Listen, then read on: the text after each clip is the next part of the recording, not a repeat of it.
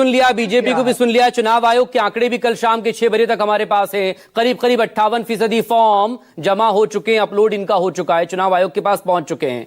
जब भी सामने चुनाव आता है, आपको संविधान खतरे में नजर क्यों आता है? आपको चुनाव आयोग पर सवाल क्यों नजर आते हैं? आप गोदी आयोग तक उसे कह देते हैं।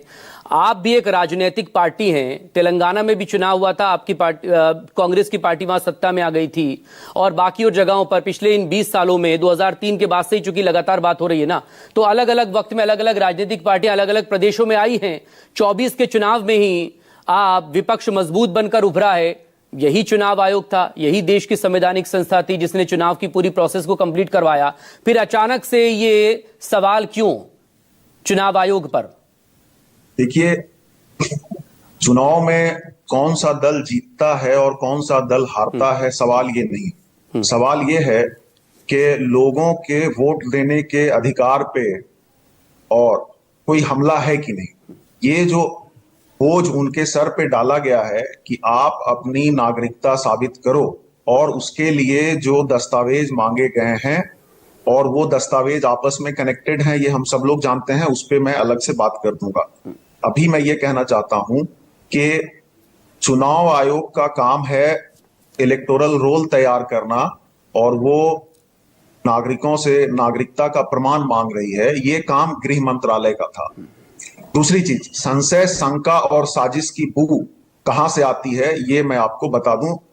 लेकिन वोटर कोई है या नहीं रवि जी, ये पहचान कौन करेगा? एग्जैक्टली, मैं यही बात कौन है या नहीं, नागरिकता को साइड में कर दीजिए, लेकिन कोई मतदाता है या नहीं, ये तो चुनाव आयोग तय करेगा ना।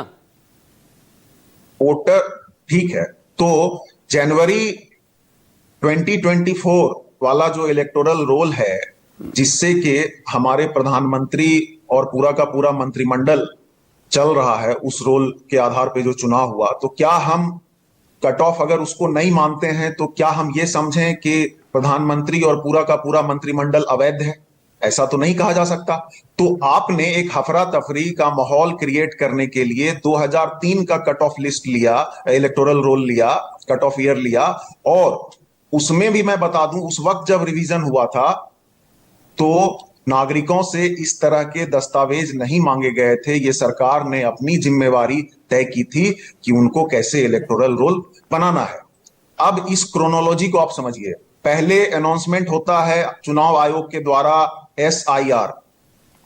दूसरा स्टेप, अखबार में एक इश्तिहार आता है कि आपको बस जमा करना है, कोई डॉक्यूमेंट हो ना हो। अब जब सिर्फ फॉर्म ही लेने हैं बिना डॉक्यूमेंट के, तब तो वो जो आंकड़े आपने दिए वो तुरंत से जमा हो जाएंगे। अब चौथा स्टेप क्या होने जा रहा है? एक ड्राफ्ट रोल बनेगा। ड्राफ्ट रोल में पूरा का पूरा जो आप यूं कहें कि ताकत, शक्ति किनके पास चला जाएगा? ERO के पास। और उस इश्तिहार में यह भी लिखा हुआ था कि अन्य दस्तावेज और स्थानीय जांच के आधार पे ERO ये तय करेगा कि उसको इलेक्टोरल रोल में होना नहीं है। यहां भी अस्पष्टता है कि कौन से दस्तावेज, कैसा स्थानीय जांच। तो जो दस्तावेज जो जरूरी है वो तो चुनाव आयोग पहले ही कह चुका है ना। 11 दस्तावेज आप में 11 में से जमा करिए आप।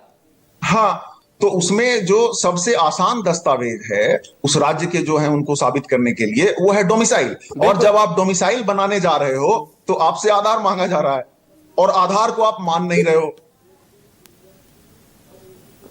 कोई भी आप देखिए ना, जो कठिन दस्तावेज है उसकी सूची बनाई गई है, जो आसान दस्तावेज है उसकी सूची नहीं बनाई गई है। मतलब Aadhaar, voter card, MNREGA card, job card, ये जो है आधार, लेकिन आधार आपकी नागरिकता को आइडेंटिफाई नहीं करेगा ना। वो आपका एक पहचान पत्र जरूर है।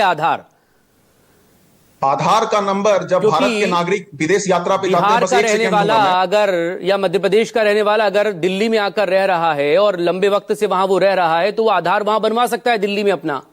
लेकिन जो उसका डोमिसाइल है 10 सेकेंड्स। हाँ प्लीज। जब हम आवास प्रमाण पत्र बनाने जाते हैं, जब हम आवास प्रमाण पत्र बनाने जाते हैं तो हमसे आधार मांगा जाता है। आधार का जो नंबर है, भारत का कोई नागरिक जब विदेश यात्रा पे जाता है तो उस आधार नंबर के आधार पे जाता है। ठीक, तो कैसे आप उसको नहीं मानोगे? तो इससे एक जो है नागरिकों को कठिनाई पैदा की जा रही है और एक संशय का पूरा माहौल बना दिया गया है। इसलिए चुनाव आयोग कटघरे में। ये विपक्ष की तरफ से आरोप